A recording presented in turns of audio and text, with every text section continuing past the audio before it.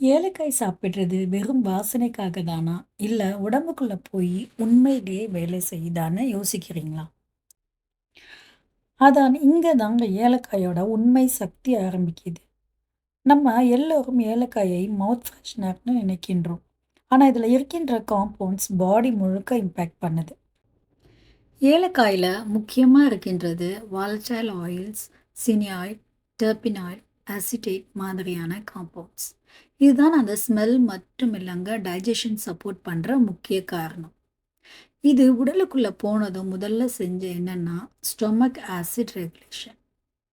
அதாவது gastric juice balance பண்ணுது. அதனால தான் ஹெவி ஃபுட் சாப்பிட்ட பிறகு ஏலக்காய் போட்டா லைட் ஃபீலிங் வரும். ஏலக்காயில இருக்கின்றது dietary fibre, பாலிபினால்ஸ், flavonoids, iron, magnesium, potassium traces. இந்த பாலிபினால்ஸ் தான் முக்கிய கேம் சேஞ்சருங்க. இது ஆக்சிடேட்டிவ் ஸ்ட்ரெஸ் ரெடியூஸ் பண்ணுது. அதாவது உடம்புக்குள்ள செல்ல டேமேஜ் ஆகிற ப்ராசஸ் ஸ்லோவாக்குது. ஏலக்காய் குடலுக்குள்ள போகும்போது என்சைம் ஸ்டிமுலேட் ஆகுதுங்க. இதனால ஃபுட் பிரேக் டவுன் பெட்டர் ஆகும். முக்கியமாக புரோட்டீன் டைஜஷன்ஸ் இம்ப்ரூவ் ஆகும். அதனால ஹெவி மீல்ஸ் பிறகு கேஸ், ப்ளோட்டிங், அசிடிட்டி ஃபீல் குறையுங்க. ஆனால் முக்கியமான விஷயம் இருக்குங்க. ஏலக்காய் மட்டும் சாப்பிட்டா ஃபுல் பெனிஃபிட் வராது. ஏன்னா இதில் சில நேச்சுரல் ஆன்டி நியூட்ரிஷன்ஸ் இருக்கலாம். டேனின்ஸ் மாதிரியான காம்பவுண்ட் சிறிய அளவில் இருக்கும். இது என்ன பண்ணும்னா அயன் அப்சார்ப்ஷன்ஸ் கொஞ்சம் ரெடியூஸ் பண்ணலாம்.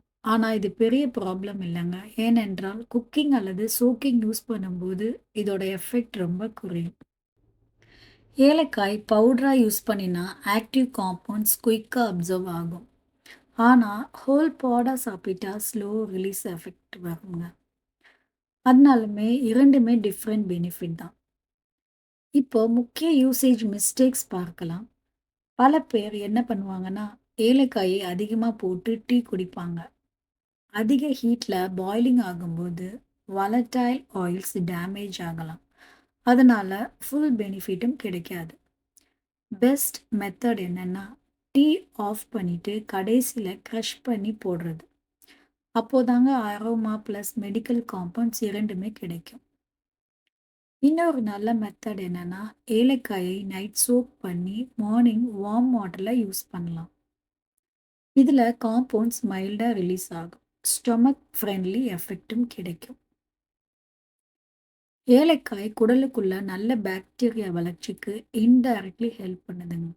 அதாவது ப்ரீபயோட்டிக் எஃபெக்ட் போல ஒர்க் ஆகுது.